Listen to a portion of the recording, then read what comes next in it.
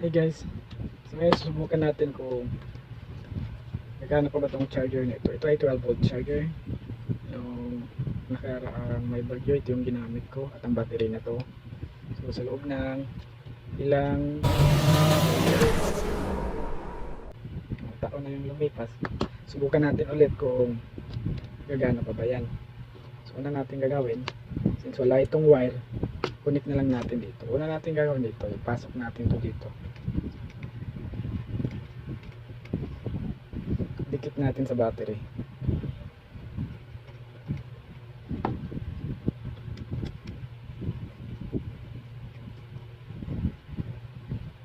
Para mahigpit.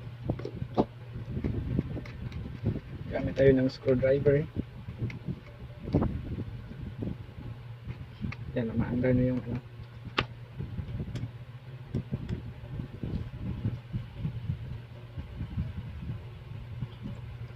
So tapos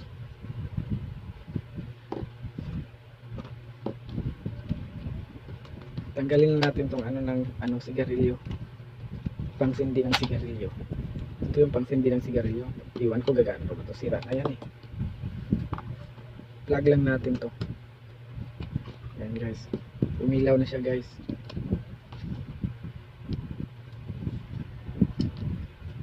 Tapos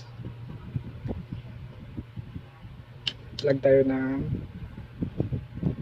cellphone dito.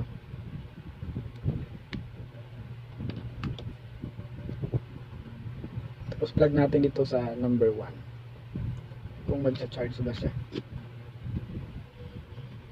So yun guys, nag-charge siya guys.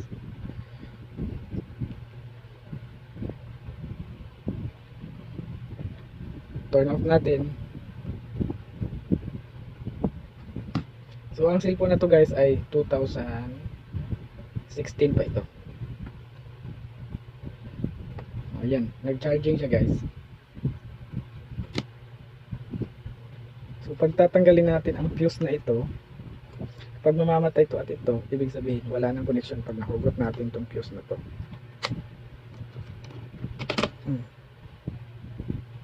Yun, nawala yun guys, kasi ang fuse na ito ay para dito, connection. So plug natin ulit. Ayun, gumana siya. So ngayon guys, gagawin natin, subukan natin dito. Tanggalin natin to, plug natin dito kung gagana, kasi nabasa ito ng tubig sa ilalim, pero nilinis ko na, pero hindi ko tinitest kung gagana ba.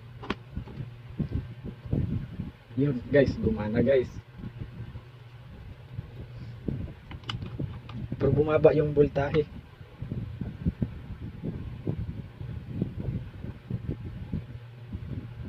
0.8 8 volts, 10 volts umakyat sa balik.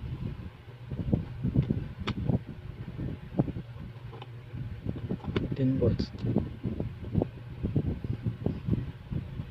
So ngayon titignan natin kung ilang percent.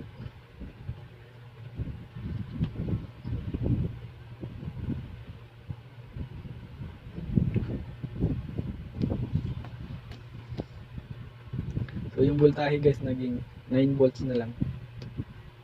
9.2, 9.1. So yan yung laman ng battery.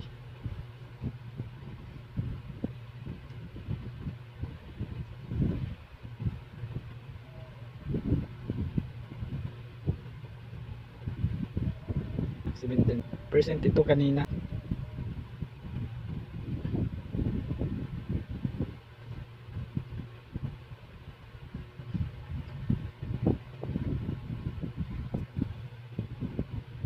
So yan guys, naging 24% na siya guys.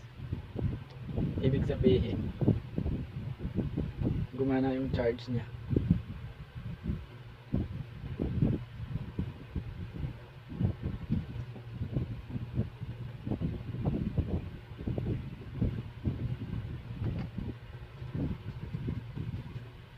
So yun lang mga guys. Maraming salamat. So subscribe kayo sa YouTube channel ko na itong pangalan, Brad Choi ng Cebu. At sa Facebook page ko, Brad Choi ng Cebu, at TikTok. So yun lang.